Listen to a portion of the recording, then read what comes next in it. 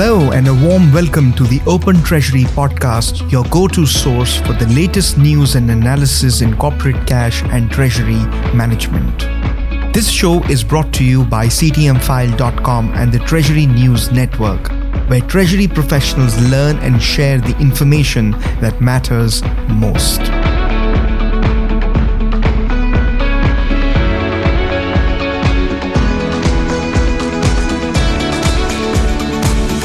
I am your host Pushpendra Mehta, executive writer at CTMfile. Joining me today for the Open Treasury podcast discussions are Jack Large, editor of CTMfile, and Craig Jeffery, managing partner and strategic treasurer.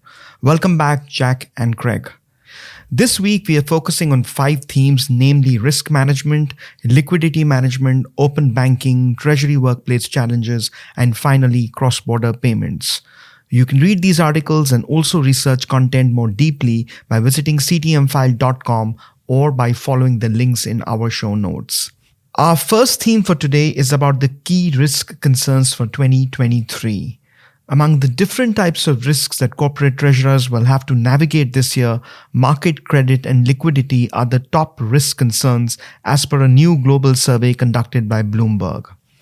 The survey findings reveal market risk as the leading risk concern of 2023 for 39% of the respondents, closely followed by credit risk and liquidity risk, two primary concern areas that have increased in focus over the last 12 months, driven largely by interest rate hikes, higher inflation, increased volatility, and widening spreads, the survey explains. Jack, if I may start with you, do you believe corporate treasury faces the same risk concerns as highlighted in the Bloomberg survey, or do you think there are some other types of risks that merit greater attention? No, they've got it all there in different components. What I was surprised about, one was that climate risk had actually started to be on the Bloomberg list. Okay, it's only at 5% of corporates thinking it's a problem. The other piece, though, is that the market risk had 39% of respondents saying it was a major problem, is that is part of the picture that's emerging, that the world is starting to seriously be concerned about a global recession and very difficult tradings. There's some interesting statistics in here. I do think it's interesting they included climate risk. I'm also a little surprised that it showed. This is the top concern for 2022-23. Usually people would think about the market risk I'm almost surprised that market risk isn't close to 100% because some of these items are, what's the market risk of, recession locally or globally and how that's impacting things that are really hard to control in the very near term. And so this is credit risk, liquidity risk, probably a little bit farther out.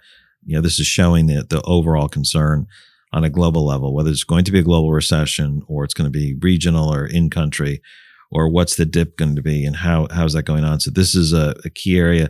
This is what we see. These are the conversations we're having as well. So this aligns well with what we're seeing. It's a little bit of taking a temperature back a month or two. So what's your outlook the farther you go ahead? It'd be great to get even more current information. And that's essentially the point that Bloomberg make, that credit risk is fine and you need more scenario planning and so on. But the key thing that they stress, and Bloomberg would, but I agree with them, is that you need to have an understanding of what the components are and the multipliers in both credit risk and all the other areas. I thought it was a neat piece of work. I wouldn't call it self-serving, but Bloomberg identified the credit risk. And they mentioned having a surveillance framework to be looking at what goes on. I mean, that makes perfect sense. Certainly they have tools and solutions in that regard.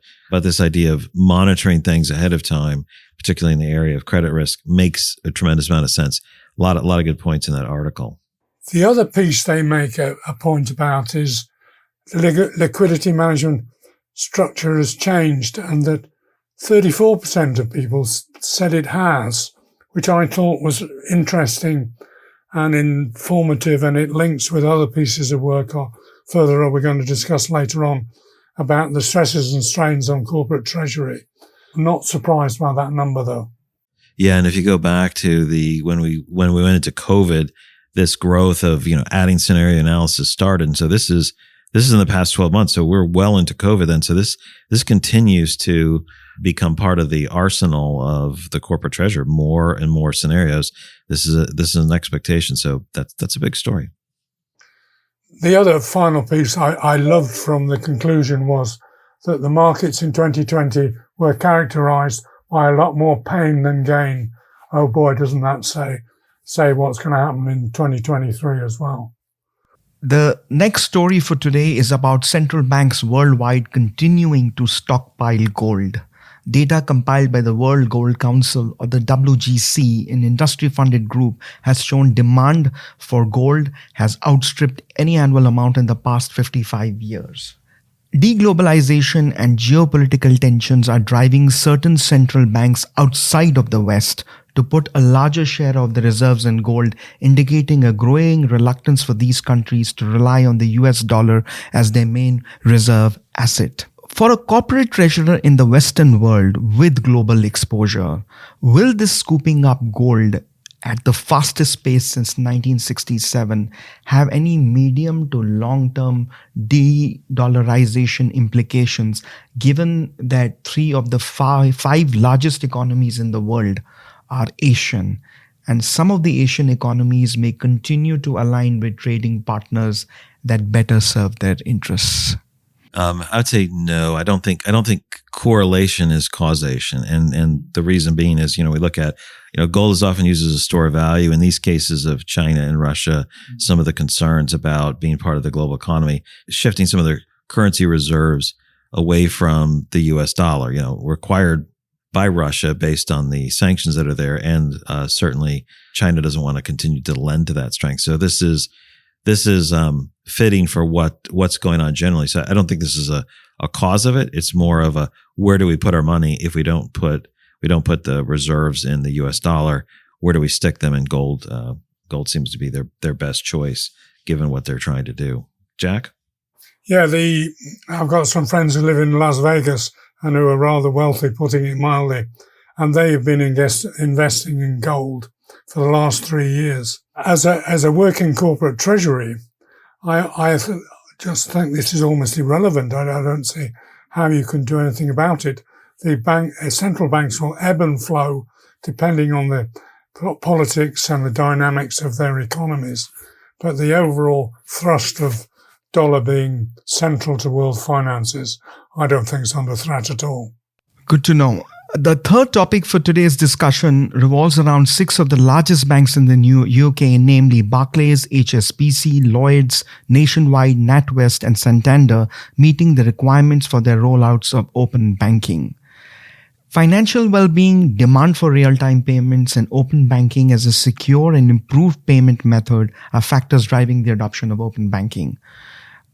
Jack, moving forward, do you think corporations will combine open banking payments with open banking data to offer innovative and personalized financial services? Yes, and it's inevitable. And I was talking to an ex-colleague from a research group I used to work for, and he was saying the challenge for corporates today is that they are going to have to integrate more and more of their services and their operations with open banking. And the issue is how to do it, not whether to do it. I would have to agree with this. Part of the story talks about there's 6.5 million active open banking users in the UK.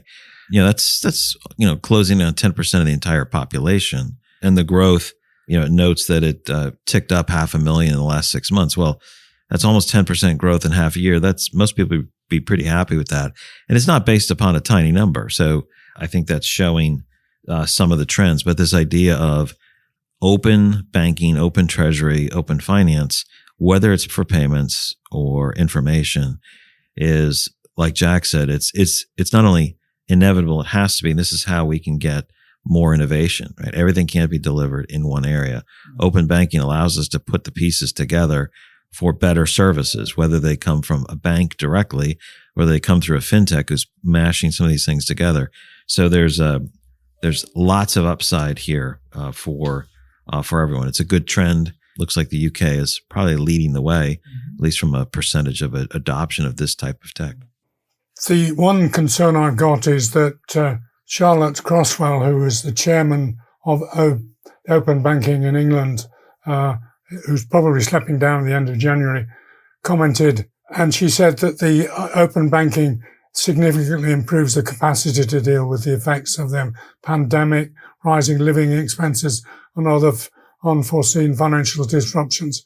Well, I think that's going way too far. We're not going to get that for a long time. This is changing habits. I see every time I go shopping that these things aren't changing that quickly. There are still people with pulling pound notes out or £10 notes out, and there's quite a lot of resistance. They're taking it, but they're not using it as much as people expected. Yeah, and some of these things take a long time. I mean, the fact that barriers are removed, it's easier and faster, doesn't mean everyone adopts it right away. It takes some time, but those are the good raw materials for success over time. The other part is how we adopt these type of technologies. Our fourth topic for discussion is about challenges of a different kind that treasuries had to face in 2022. This one is about workplace challenges in Treasury, which features in part 3 of our published article series titled Top 10 Corporate Treasury Focus Areas from 2022 that are expected to linger into 2023. Last year, one of the biggest worries for treasurers revolved around HR matters. Recruitment and people management, including looking after staff well-being, were among the top concerns for treasurers in terms of workplace challenges. This year, companies are confronting another serious challenge as they head into a recession, which is understaffing, as talent shortage takes a toll on those still employed who are having to wear multiple hats to support the business. Craig, in your opinion, what may be some of the biggest workplace challenges that corporate treasurers are likely to face in 2023? Well, corporate treasurers and the executive board to hire corporate treasurers, there's a lot of churn. There's a lot of churn in the industry. One of the comments was that over half of the FTSE 20 non-financial corporates have seen a change in group treasurer in the last 18 months. You look across the board; those numbers don't seem to be too dramatically different as we move downstream or across the globe. There's a lot of churn in staffing. And this isn't necessarily, there's an aspect of this where it is, people can go where they need to go, and there's a competitive marketplace.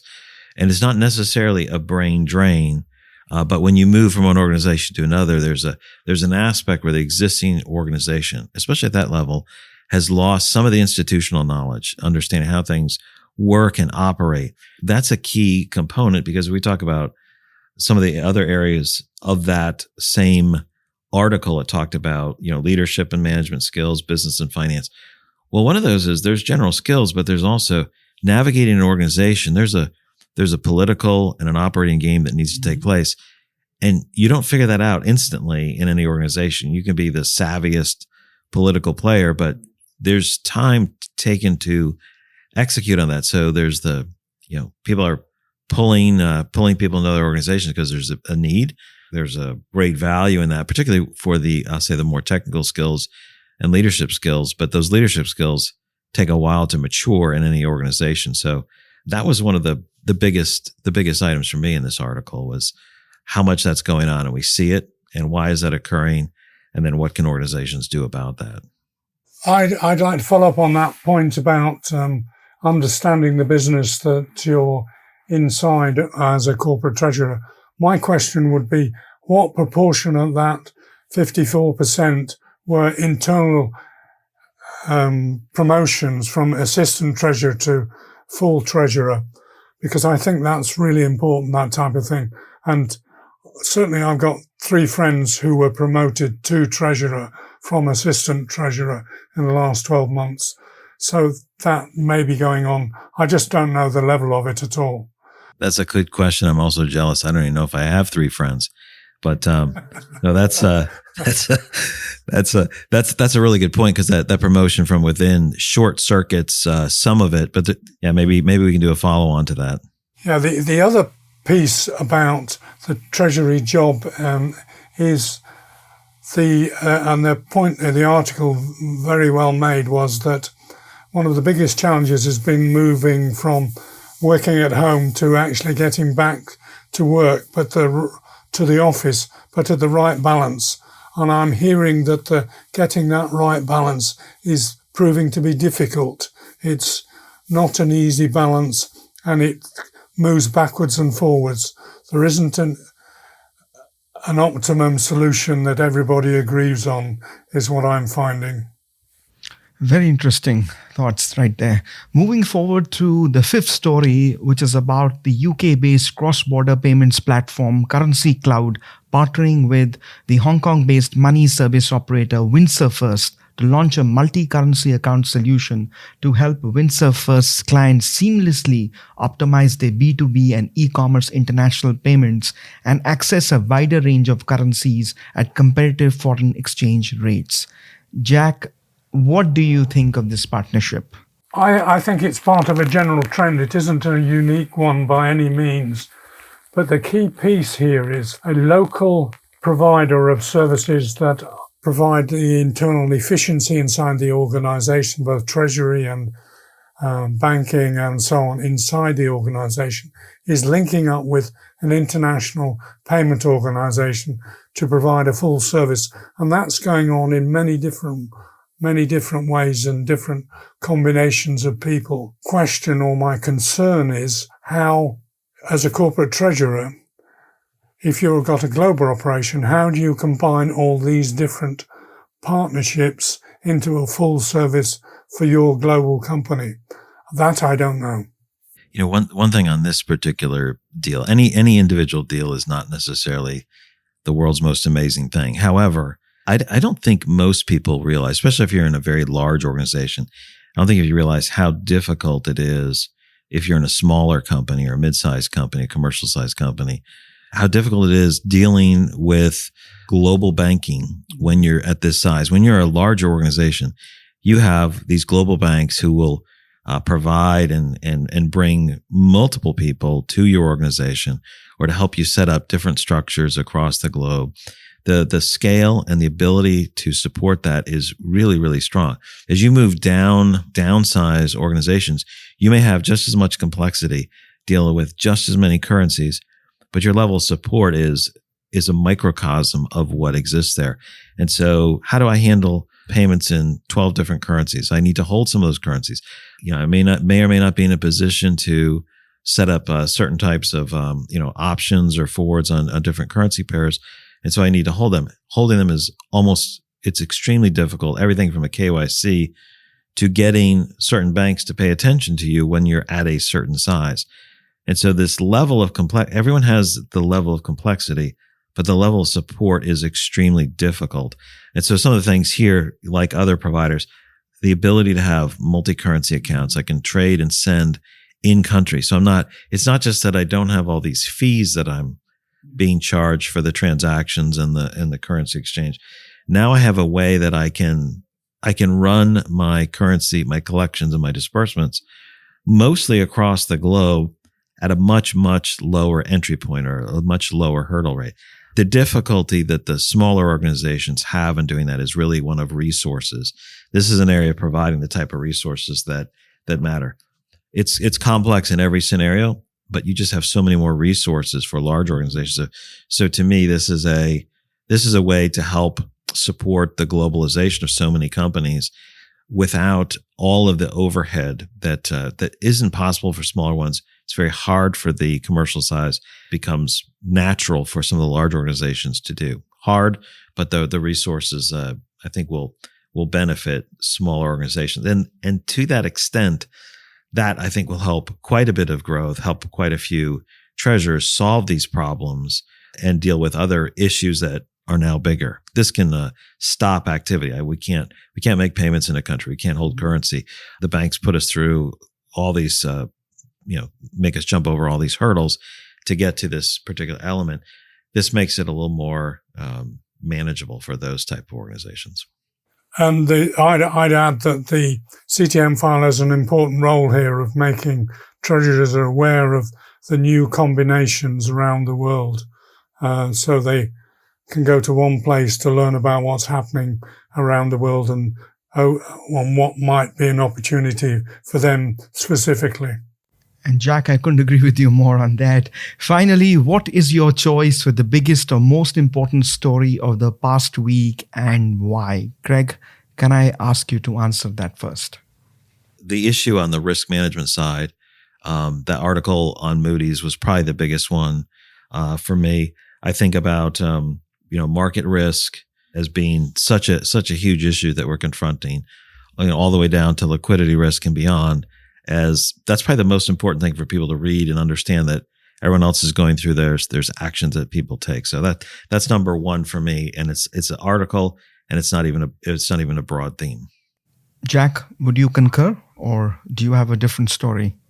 No, I have the same story. I think that's fundamentally important, but I would link that Bloomberg story about the sources of risk that's going to be a concern in 23 with what's happening inside the corporate treasury department in terms of the dynamics of managing the growing risk. And it's those two together for me is the story. It's managing them both. Thank you, Jack and Craig, for your valuable analysis and perspectives. We would also like to thank our CTMfile audience for joining us on this edition of Open Treasury. Please subscribe and look in the show notes for the article links. Thank you.